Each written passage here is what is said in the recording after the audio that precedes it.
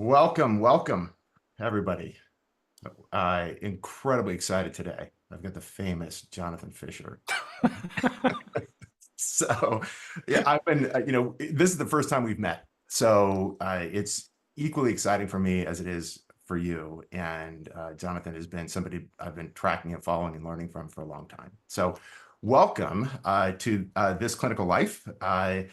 Proudly presented by Practicing Excellence. In this podcast, we explore the transformation impact of investing in the growth and development of your teams, a powerful yet often overlooked mechanism for incredible change in terms of developing people and their capacity to make a difference in healthcare. So, Jonathan, welcome. Thank you so much, Stephen. What a joy and pleasure to be here. I have had people contacting me from around the country saying, "I heard you're going to be on the podcast." So your reputation precedes you, and the work that you do is deeply meaningful for me. And I love that that's what we're going to be talking about today.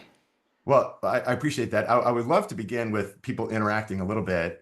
If you could just open up the chat and let us know where you are in terms of where you're listening from. It's always fun to see real, tangible people that are out there listening and learning. So just open up your webinar chat and let us know where you're. New Mexico, there we go.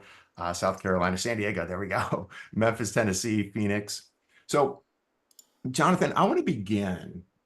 Because I've read the majority of your book, Just One Heart, which is, if you haven't read it yet, it's so powerful with a really wide aperture for life, the life endeavor, well beyond just being a care team member. So I thank you for that. Thank But you. tell us a little bit about your story because it's got some darkness to it. And, Mm, a lot of people go through dark, brutal teachers that mm. get them to where they are right now. And I would love to sort of have you share your story in terms of how we got here and how you got to what you're doing right now. I have to start with my mom and dad. Mom and dad were born in the Great Depression, so I have parents of an older generation, born in 1926 and 1928. And my dad, Hyman, who's still alive, he's 98, living in the same house I grew up with in suburban New Jersey, was the town doctor. He was like the Norman Rockwell of Livingston, New Jersey. People would come with all sorts of maladies in the 1950s, 1960s. Whether he would do stress tests, he would draw their labs. They didn't have a lot of medicines back then, he liked to tell me. But we grew up with medicine in our blood. And when I say we, I'm referring to 7 children. So mom and dad wanted to have a big family, and I am the youngest of 7 children. My oldest brother, Eddie, is a cardiologist in New York, and we cover lots of specialties.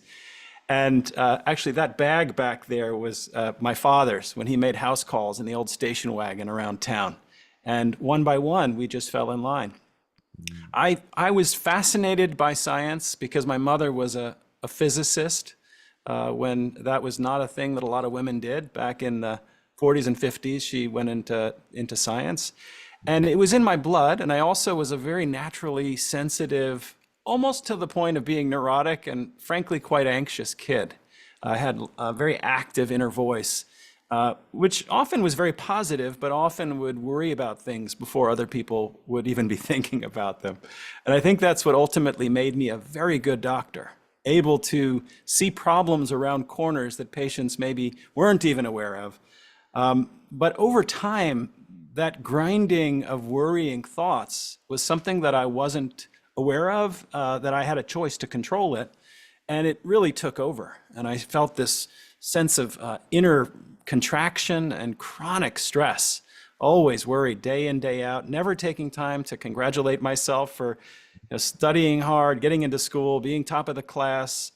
And I had this growing disconnect between this outward desire to serve, if I want to put it, in a good light, but also to be approved of, which is the darker side of working in healthcare. If we are honest with ourselves, there may be that part of our childhood where we wanted approval that we never fully got, and so we can tend to overdo our service to others and forget to care for ourselves, and that's what happened to me. As that was happening, I had an amazing cheerleader and supporter. My best friend was my sister, Andrea, who was a radiologist in New York City.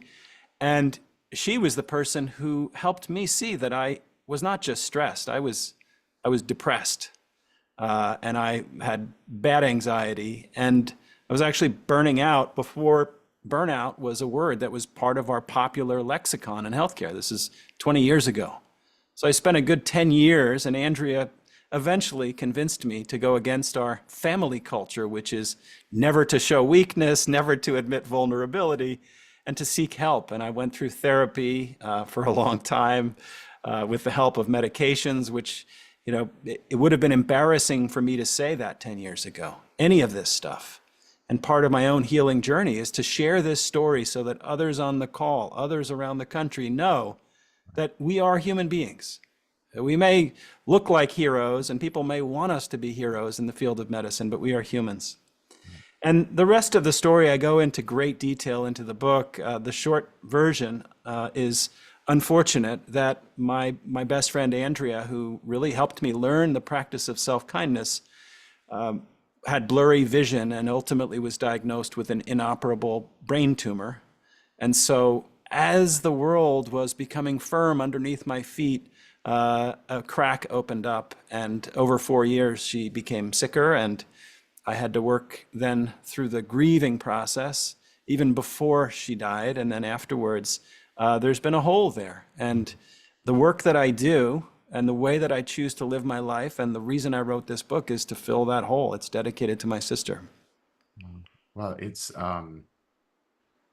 we've only got one run at this thing, right? And you look at the landscape of healthcare, and you talk to physicians, nurses, APPs at the front line of care. I mean, this beautiful healing opportunity to make a difference in the lives of others, financial security, job security, societal respect, and there is so much suffering, so much suffering. And sometimes I reference the dark teacher. You go through things where you have a really incredible season in your life that turns the light on to actually what matters in this human journey. And that's what I heard with your relationship with your sister, with the double rainbow in Scotland. Yeah. Tell us a little bit about that in terms of flipping the light on. Well, I love, Stephen, that you're going in kind of a spiritual direction here. I think that's a missing piece in healthcare. We know that our patients want to have these types of conversations and connections. I know that my colleagues do as well, but somehow, somewhere along the line, the corporatization of modern healthcare has wiped away these deeper spiritual questions, these existential questions of how do I live my life? How do I deal with grief and loss? How do I see great beauty and share it with others? And I really believe that if we focus on these questions, some of the problems in healthcare start to sort themselves out. It's not that complicated. As I was doing my own work, healing from loss and dealing with mental health challenges and emotional dysregulation, I had a vacation with my wife, Julie, who's a breast cancer doctor of all things. And so she sees death and dying and knows how to work with these things. We were on vacation in Scotland, and I was in my typical, come on, let's hurry up mode, driving the car, wrong side of the road, worried about, hitting a cow. And she said, stop the car. There's something amazing. And I didn't want to stop the car. I had my purpose in mind, which was to get us safely to the hotel, and I wasn't ready to divert from that at all. And she politely then said, and saw that I was caught up in my own thoughts, she said, you're going to want to stop the car. So I stopped, got out of the car. I looked through her window and I saw some barbed wire and some grass and some fences. I kind of got upset with her. I said, what are you making me stop the car for? She said, just get out of the car. And it almost became a fight at this point. And I looked over the roof of the car, and in an instant I could see what she was pointing to, and that changed my life. And I had never seen it before. It was a double rainbow which spanned the entire sky of Scotland.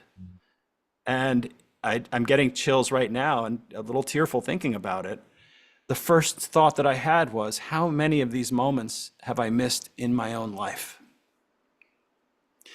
And I made a vow to myself, and after that I would never knowingly miss the moments of my life because that's all we have. The moments of connection, the moments of awe, the moments of beauty, whether it's with our patients, with our colleagues, with the people that we lead, with our families, with you and me right now. Right. And, one of the ironies in all of this is that for us to get into medicine, into medical school, undergraduate, residency, fellowship, and succeed in the business and the application and practice of medicine, we have to be on a continuous red line achievement treadmill. Mm. And that's almost prohibitive to the things that we speak of, which represent happiness and joy in the moment that we have right now. The only thing that's actually real right now is you and me talking. Mm. The future hasn't happened yet. The past is already gone. Mm. This is it. But the medical programming, the journey of becoming a physician, we've got to go, go, go. So everything is about achievement, accomplish, checklist, dashboard, productivity, quality. And it almost prevents us from stopping, breathing, and connecting to that human in front of us that we're treating, or a colleague at our elbow. And we get to the end of the run, and yeah, we've got a clinical practice and we've got success perhaps, but the things that are most enriching, which is the moments of a double rainbow, or with a patient or with a son or a daughter or a friend, we've missed because you got to get to the destination. You got to not hit the cow and all that other stuff that we sort of go through. Yeah. Um, So beautifully said, Stephen. I said before we started that I feel like I've known you forever. It's like you're a brother that I never knew, and I'm just happy to be speaking and hearing the language of the heart. This is beautiful. right. Well, I'm curious if you were to sort of take your wisdom that you've had through difficult moments, difficult times, and your beautiful work of Just One Heart.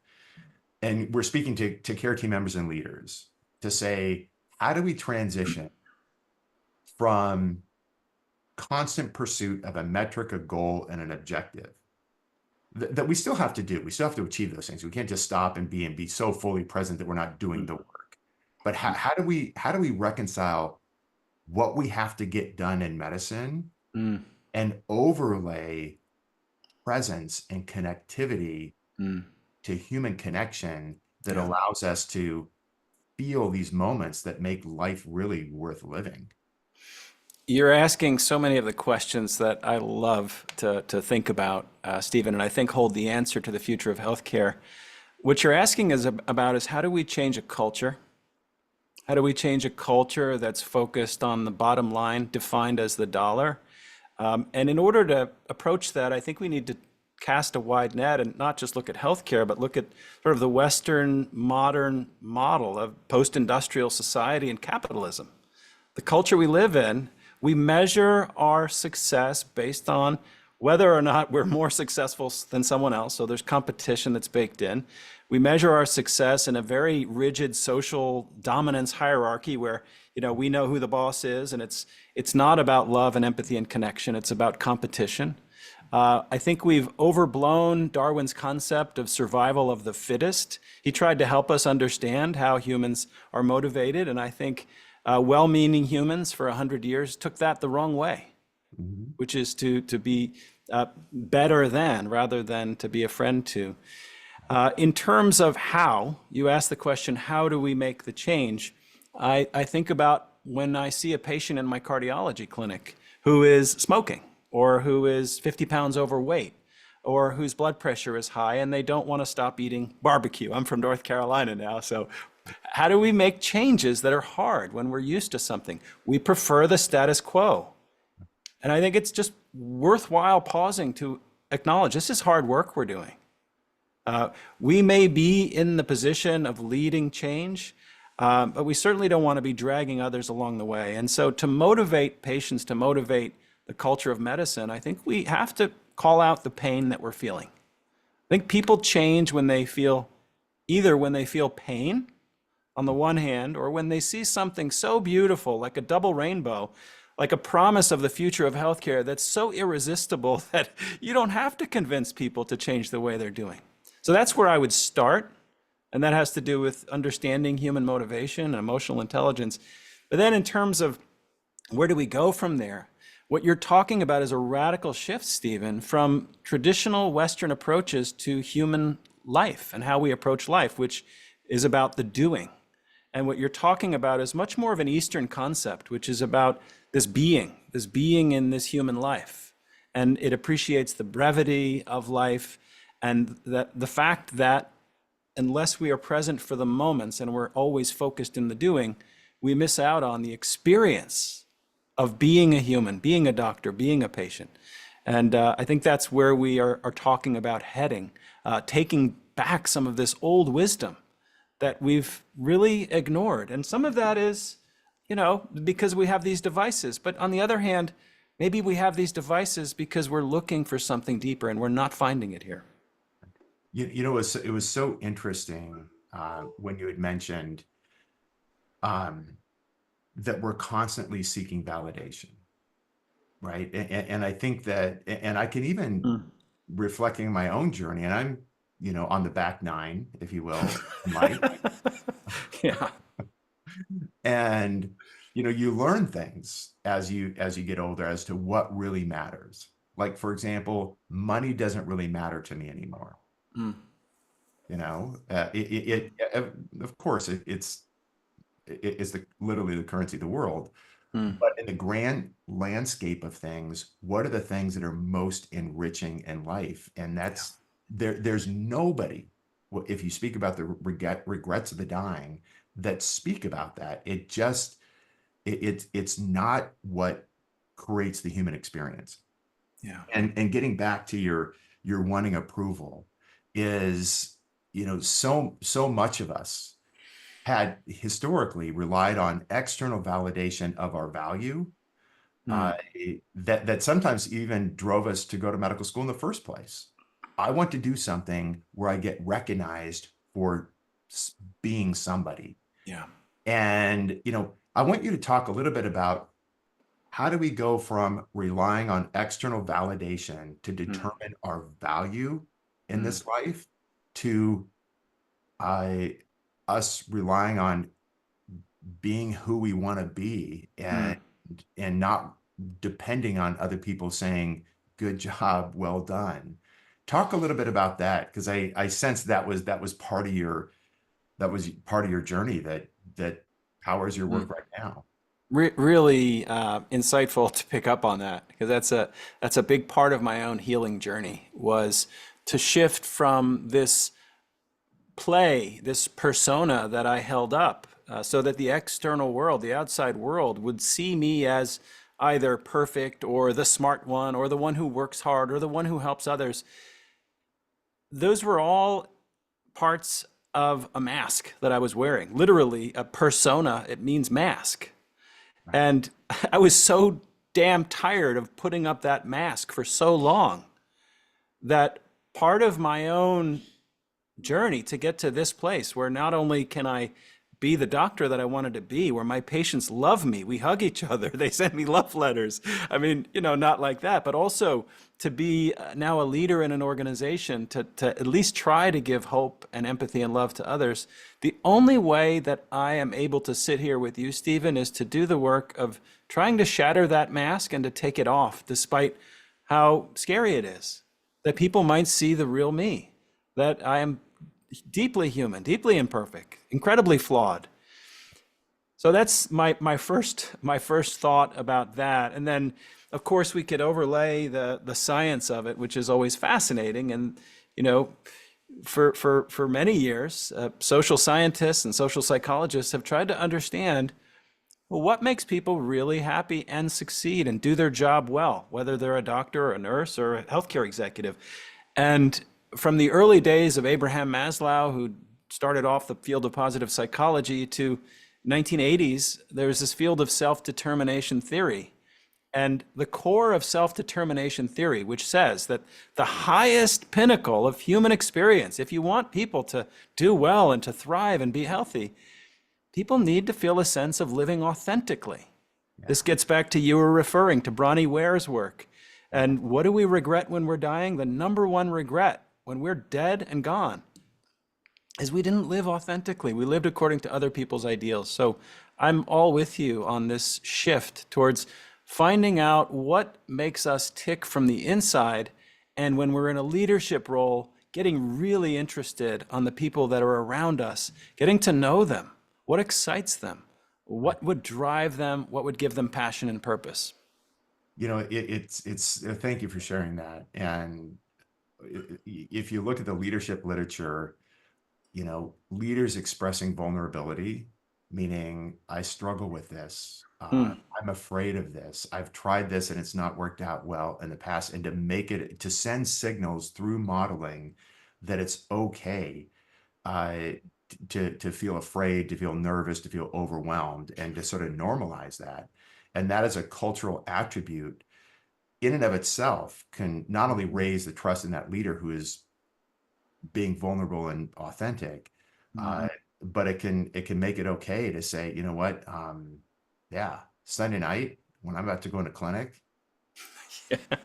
I can just not in a good spot. I get the Sunday scaries. It's scary. I call it Sunday night syndrome. Yeah. I always ask people, what do you feel like on Sunday night? And that's sort of a proxy for, life.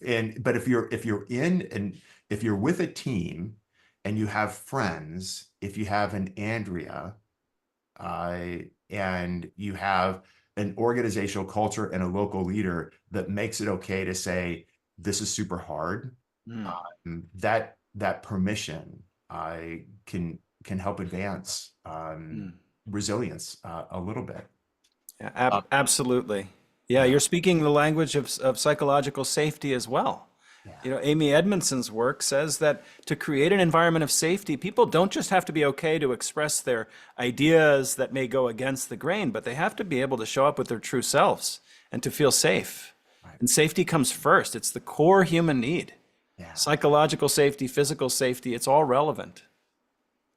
One of the things that I do when I coach physicians is I never look at their metrics and let them know what they need to change to turn a red box green, which is Mm, why they're called for coaching, right? I mean, mhm, coaching is activated by certain things that happen in a reactive mode of patient mm, complaints or team member complaints or patient experience scores, whatever it may be. mm, But the first question when I'm coaching these clinicians is just to simply ask them, tell me who you want to be in this life, mm, mm, and to allow them to mm. really speak about what they seek and what they hope for themselves. And, my role for them is to help them realize who they want to be and to engage in toward behaviors, to allow them to engage in behaviors that take them toward who they want to be. And Mm. and so as we look at the application of sort of skill development, if you will, to advance the well-being of individuals, teams, and leaders, Mm. I have found profound impact when people have a chance to sort of engage in things that help them become who they aspire to be in this life. So, Beautiful. It's so true. I'm fortunate to be involved in coaching work as well, both one-on-one and also with groups. In fact, my favorite coaching, we lead retreats in our healthcare system where for 3 days we take frontline nurses, frontline doctors, doctors who are at all stages in their career off-site, and we just sit and we go through the work of saying, who do you want to be in this life? That question that you're asking, and working through it in a community. There's no question. Yes, there's literature. Yes, there's data in the New England Journal and elsewhere that this stuff works. But even if we didn't have it, we've seen so many lives changed. People say, you saved my career. You saved my marriage. Now, of course, we didn't do anything but ask questions and show up with empathy and warmth and compassion. So you're speaking my language. right. No, it's been such a powerful journey to watch people discover for themselves, who they want to be, to write it down, to share it with people that they care about, to sort of put it as a beacon on the hill, Mm, and to begin to do things that take them toward that direction. yeah. I want to dive a little further into I sort of see all of this in sort of four domains: people taking Mhm. care of themselves, taking care of patients, taking care of each other, and leaders leading teams, sort of Mhm. four channels. I want to talk a little bit about taking care of myself, yourself, sort of self-care. Mm. If you were to sort of, perusing the literature as a national expert and having gone through a lot, what do you think are the top three actions that you would advise sort of the healthcare workforce and leaders who are experiencing an equal level of burnout to say, these are three things with powerful literature, tons of experience that really make a difference, that are actions that we can take to take care of ourselves. Mhm. What's your guidance on that front? So I was going to launch into a framework for self-care that's holistic. I'm a heart doctor. I just wrote a book about not just the physical heart, which you can go on Instagram and find 1,000 people talking about the right food to eat and exercise, and maybe some people talking about social connection, and that's enough. And it's broader than that. We have to look at our spiritual life, our social connections, our emotional life, our physical heart. Stephen, I think I have to say here that the first step that anyone has to take is to ask, am I safe? Am I safe? Because often leaders will encourage self-care activities and say, we're going to have coaching come in and they're going to spend a couple of hours with you. And really, that is not the wisest approach if the person is not feeling safe in that moment, either financially safe or from a schedule wise, or it's a single mother who has a kid at home, nobody to care for them. I could say take all of the mindfulness, all of the yoga, and just go stick it you know where. So before jumping into solutions, I really want to acknowledge that we have to make sure that the priorities are there, and that is emotional safety, financial safety, psychological and physical safety, and asking people how they feel. So once we do that, we can pick, there's this wheel of life. We've got as many 8 dimensions of life that we can start with. Personally, I have a bias as a heart doctor who sees people with, obesity, diabetes, high blood pressure, this scourge of chronic disease. I think that it starts with our physical habits, just committing to sleep, getting off the phone at night, going for a walk, doing some movement each day. The heart needs systole, it needs to squeeze. We've got to move. But the heart also has to rest between each beat. Diastole is essential, and we're missing that. You started out the conversation with that. So I would have people start with a core practice of either meditation, mindfulness, walking in nature, listening to music, some period of time each day where they actively slow down and shut down, because otherwise we're grinding all the time, and after 10 years we're surprised to know that we're physically unhealthy. So I would say safety comes first, then focusing on the physical body in terms of balancing rest and activity, and then the next that is beneath all of it is social connection. The average American right now has 0 social connections that they can call for an emergency in the middle of the night. The average American has 0 close friends that they can call. Contrasted to 1950 when we had 5 to 10 people, 5 to 10 people. And so we can give all the advice in the world for people to start a new diet or to exercise or take care of themselves. But the research shows, and I've found, that unless we look at the social piece, and you're doing that here, you and I are not talking to each other in a vacuum, in the cone of silence, right? We're talking in a community, and there's a reason for that. There's a reason for that. Everyone on this call, whether they know it or not, is benefiting from a sense of social connection, which is the foundation of all health and all business success. Well, um, and we've got the power to do those things. I think a lot of this journey of how do we find more enriching, purpose-driven, authentic lives? Mm. What I choose to do for myself is we have dominion over that. I meditate, and it allows me to be able to be present in a moment because I suck at that skill. I mean, it's I can't concentrate for more than 3 or 4 seconds before I start thinking about my project management software, which is on this screen over here. I'm sort of looking at Hmm. it already. Yeah. So I meditate to be able to be present in the moment, and I had to learn how to do that. And exercise is if I don't exercise for 2 or 3 days in a row, I can feel the wind of my sails diminish. Mm-hmm. If I'm not speaking with people and I have a new friend in you, and I Mm-hmm. want you to be one of the ones that I can call in the middle of the night. Is that okay? Is that okay? We're good. We're good. All right, Yeah. man. I got you covered. So, Likewise. and just knowing that there's somebody that you can turn to that cares about you, that is looking out for you, and you're looking out for them, you can feel the oxytocin pulse of that love that occurs. So those are sort of individual actions that we can choose to do, no matter what the shit show may be in our organizational culture. Sorry to swear, but sometimes it's just appropriate. So let's talk a little bit about patient connection. You know, we got to take care of ourselves, and there's 8 domains of life, and we didn't do it justice.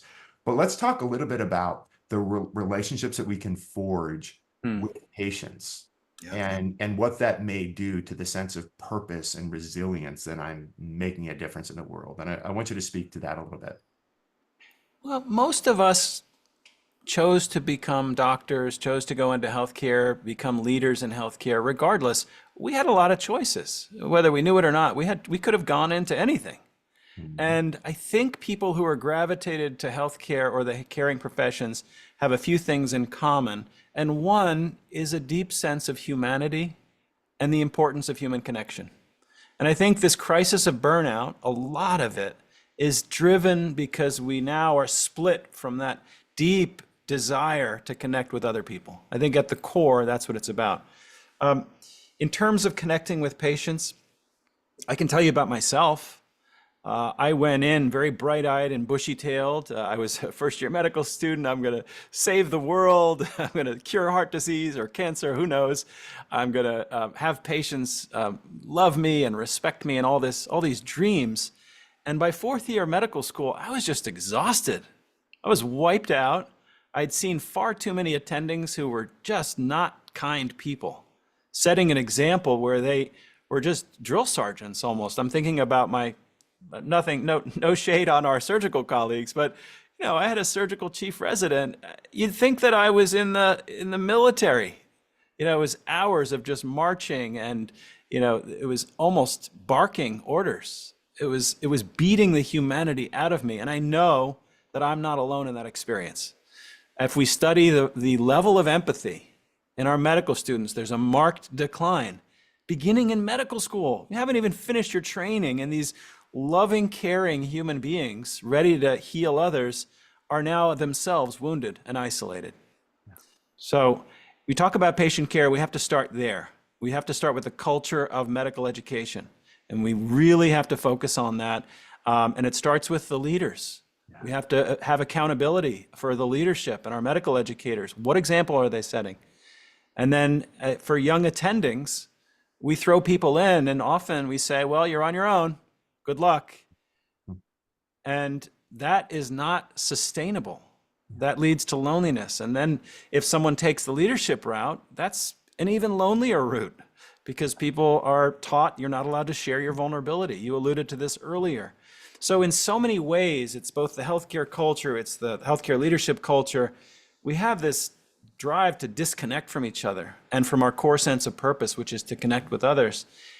And for me, I have to throw this in there. When you were talking about, your mind is racing, meditation kind of saved you, it was hard to do. I mean, that's exactly the experience that I had when I first discovered it a dozen years ago. I couldn't sit still. I had, it was an early MP3, I think, called 7-Minute Meditation, and I couldn't get past the first minute. And I was like, to hell with this. And so, I keep this by my side here, Stephen. I didn't just have this for today, but, I keep this to share just in case I feel disconnected, or if I'm helping residents or other doctors understand what the problem is with patient care. This right here is the human caregiver in their pure, essential best self. This is clarity. This is openness. This is, if I'm looking through you, I can see you clearly through that. Now, forget about the culture of medicine, the Western culture of capitalism. We have this inner wiring, this tricky, funny brain that gets scattered, and it just has these thoughts which run around. We start to ruminate, we start to worry, we start to compare. And now, instead of this bright, clear being, we are unable to connect with other people because we can't get past our own, you know what. Right. And so when you talk about patient care, for me, mindfulness gets a lot of a bad rap when people think that this is meant to be a cure-all for healthcare. It's not meant to be a cure-all. And at the very same time, without basic mindfulness skills, we've got doctors running around like this who have no ability to see outside their own minds because they're so caught up in fight or flight. So a core element of not only caregiving is the ability to be fully present with another person, open to their needs, Right. not interrupting them when they're speaking, able to listen deeply. And this goes for caring for patients or coaching the people who are caring for patients, as you and I do as well. Or your kids or your friends, Yeah. or your brother or sister. And, so that idea of learning presence and bringing that into the exam room to allow deep, meaningful, powerful, and clinically relevant connectivity is super important. And I had done with Steve Treziak a couple of months ago podcast from his book Compassionomics and the Wonder Drug. And he speaks about the unbelievable literature of what happens when we deeply connect in that exam room and what happens to our experience. And I will sometimes ask clinicians, I'll get a room full and I'll say, tell me about the best moment you've ever had as a what has that been for you? Yeah. And it's rarely a clinical sequelae. It's rarely a heroic intervention. It is about human connectivity and impact and presence. And I was the doctor that I've always aspired to be in that moment for that patient. And so it's, you talk about patient experience, whatever. It's a score that people obsess about. But really what it is our capacity to deeply, authentically, in a present way, connect with those that are coming to us for care. And how do we figure out how we make that a cultural attribute as opposed to do these things so we can improve our score, which is what we so often deal with. Yeah. So I think that I have found personally for me, until I figured out how to really know the people in front of me, to know what mattered to them, what they were afraid of, what their greatest hope and dream was, and what they did for a living. Those were the things that were gatewaying to me for connectivity that made me say, Sunday night, let's go. I'm ready to go. As opposed to I'm going to hate my job. So, Absolutely. yeah. And there's a lot of inner work that needs to be done, though, Stephen. Just want to acknowledge that there are some people who are listening who are saying, what are you talking about? Listen deeply to another person for 15 minutes. I can barely hear myself think. I've got all these other things. So that's part of the reason that some of my focus is on that individual self-care, strengthening our own sense of autonomy, which is, can I regulate my own emotions? Can I be fully present? It's such an important skill. Oh my God. Yeah. And almost entirely disregarded. And so the other thing, and I know we don't have a ton of time left, but I want to speak a little bit about the power of team and what do we do as teammates. We spoke a little bit about how we might be able to care for ourselves and some of the beautiful things and accessible things, some of the things we can do to help connect with the patients that we care for and what that can do for us. Talk a little bit about how teams interact with each other, teammates in a cath lab and an endoscopy suite and a family medicine clinic and a ED shift, teams across disciplines, how they can interact and treat each other in a way where Sunday night is, I'm kind of pumped to go in with my team because I love my family there. Yeah. Talk a little bit about that and how we might be able to get some of those things to manifest. According to some research, the best predictor of whether a team member is going to be happy going to work and therefore have well-being and therefore shine and radiate out to their patients that healing presence, one of the number one factors is, do I have a friend at work? Do I have a friend at work? And I can tell you that for many years, I did not have a friend at work. And now I do. I have one of my best friends at work. And forget about the patients for a moment, who I love. I get to see 20, 24 patients every day. And it's amazing. There's a lot of love in the room. But to have this doctor who is now my friend and I can talk to him about anything, it almost doesn't matter what's going on in the rest of the world. So if we can focus on creating a culture where friendships happen, and there's a lot of work there. We have to look at all the competition and all of the care models and payment models that are set up, which are designed to do the opposite, to pit us against each other. I think it has to start with, how can we create a culture of friendship? You also look at the best teams, whether it's a basketball team or an Olympics team. The best teams are not the ones where people are fighting with each other or yelling at the coach. It's where the coach brings the idea that love is going to bring people together. And this may sound woo-woo and kind of out there, as if I don't care about healthcare systems doing well. We have to be profitable. That's why I love Dr. Cziak's work. That's why I interviewed him for my book. Compassionomics makes the case that not only is it a false choice, well, do I want to be successful or do I want to be present and loving and caring? If you look at any successful organization, that's sustainable over time, and he's demonstrated this well, there is a culture of care and empathy, which then speaks to, what kind of teams do we have here? And I see there's 3 different types of teams. There's teams which are more common, where there's a toxic leader or there's one sour apple who spoils the bunch, because emotions are contagious. Right. And if we don't find a way to work with one person, that's often why we're called in, is there's somebody who, this person has just a nasty, bad attitude. It's not their fault. There's often something going on at home or in their past that they didn't work through. We can approach that with empathy and love, but so often that gets ignored until that person is called in for remediation and the rest of the team doesn't feel safe. And then there's a team that's more kind of neutral. Everyone just goes to work. Let's just get through the day. And that's kind of the norm, I would say. And then rarely, and I've been so lucky to be part of this and to help create this kind of a team, it's the kind of team where people look forward to going into work because they know that they've got each other's backs, as you've said. And there are many ways to create that environment. I think it starts with a sense of shared purpose. Why are we here? And before we get to a shared purpose, we have to show interest in people's individual purpose. Mm-hmm. What's your why? And then maybe there's alignment, and then it's like a synergy. Maybe there's not. And people start to realize, you know what, this may not be the place for me. And there's a natural transition there. Well, I have found how I get along with my colleagues has been a dependency and a requirement for me to enjoy work. And the literature is sort of reinforcing some of this now. In fact, there's a interesting, if anybody has heard me sort of speak in the past, I talk about this often referenced 2013 article that looked at what are the big drivers of creating highly successful surgeons at the end of their residency. They were rated by operative skills, patient connectivity skills, team collaboration skills, local leadership skills by their attendings, a big cohort of surgeons at WashU.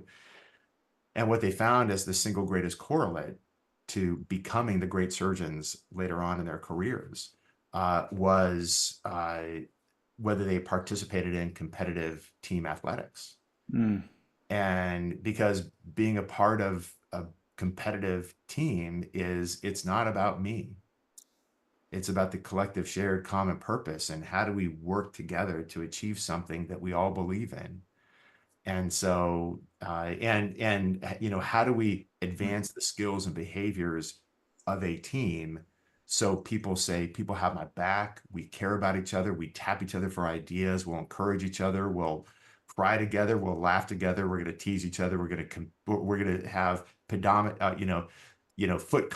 step competition, could be doing March Madness. It's just like when you have that context, yeah. Us together, humanity has proven in and out of our industry, you can get through almost anything. Mm. And so just like forging patient connectivity and forging, caring for self, it's forging this beautiful collaboration and help and support and love for one another. as sort of a dial, if you will, for well-being.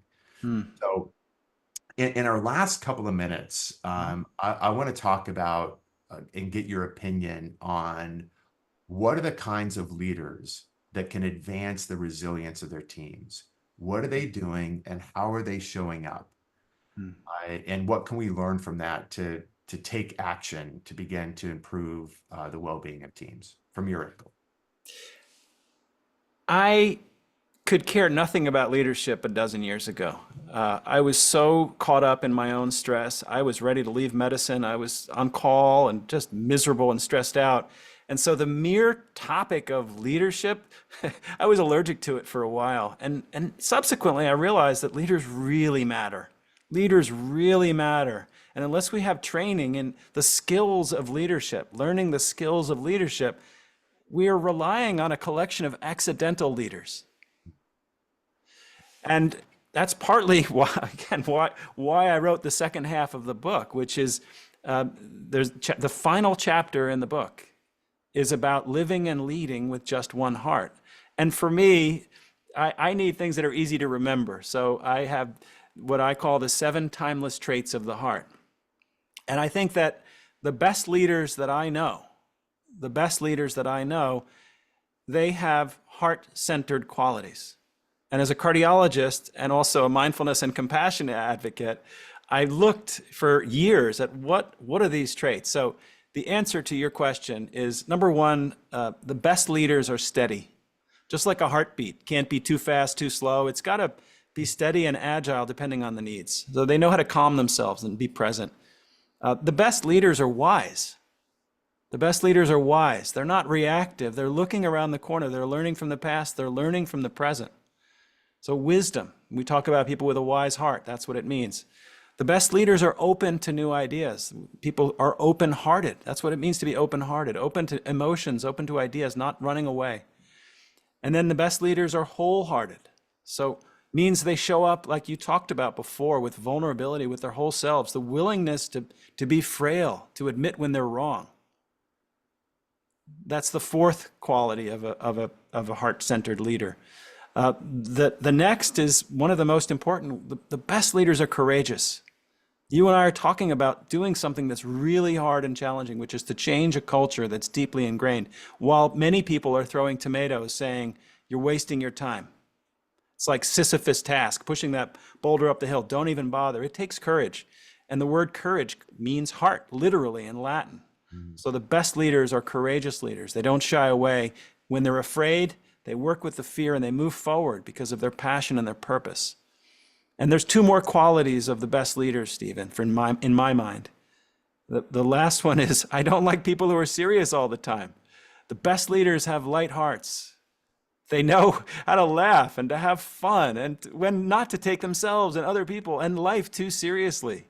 And that's infectious for other people. People are drawn to lighthearted leaders. It's called heliotropic leadership. It's like the sun. You can't resist wanting to be near people who make you feel lighter, who unburden you. And the last and most important of the 7 timeless traits of heart-centered leadership is warmth. Mm-hmm. We know what it means to have a warm heart. Just lead with a warm heart. Just do that. And what does that mean? Very simple. It means tap into your inner resources that may have been wiped away, like mine and so many doctors. Tap into your empathy, tap into your compassion, and remember what it means to love deeply, and that it's okay to love people at work and to love your patients. There's nothing wrong or bad about that. Those are the 7 timeless traits. Well, it's so beautiful, and I'm grateful for you, your work, who you are as a person, your story of Andrea, which is beautiful and tragic, makes us realize and appreciate that we have to seize every moment in this life because we never know what tomorrow holds. Um, and I would even contend when you speak about the 7 traits of a leader is that when you lead like that and you watch your garden grow, the people that you lead soar, that's a pretty freaking good life. Yeah. Despite all the stuff that's happening in medicine. Yeah. And we get to choose who we are in this life, who we are for ourselves, for our patients, for our teams as leaders. We choose. I mean, we can look at all the things that are happening in medicine but we almost have to decouple ourselves from that and say, I have dominion over who I'm Mm, as a leader, as a teammate, as a clinician, as a care team member, and for myself. mm, Because if we don't feel like we can take action to make a better tomorrow, then what the hell mm. doing this all for? So anyway, you're just a light in the world, Jonathan, and I'm grateful for you. Thank you, brother. I appreciate it. Okay. And your book, Just One Heart, uh, get it. And somebody asked, there's like 17,000 comments, of which I ignored all of them. I I just couldn't. I've been reading them. Yeah. But one of them was, are you going to have an audiobook? And before we got on, you're going to be doing it this weekend. In fact, so let Yeah. us know when the audio version is going to be coming out. I will. I'll announce that on LinkedIn and for people who sign up to my mailing list, but it should be out in late August. Awesome. Awesome. Well, continue on. I know that you've got somebody that's, supporting you in every way and everything that you stand for. And I'm grateful that you've been here. I'm grateful for everybody that came to listen. And hopefully this was a light in people's day, because Th- God knows we need it. Thank you so much. This has been wonderful. You're awesome. All right. And Thanks, thanks, John. everyone. Yep. Okay. All right. Take care. We're out.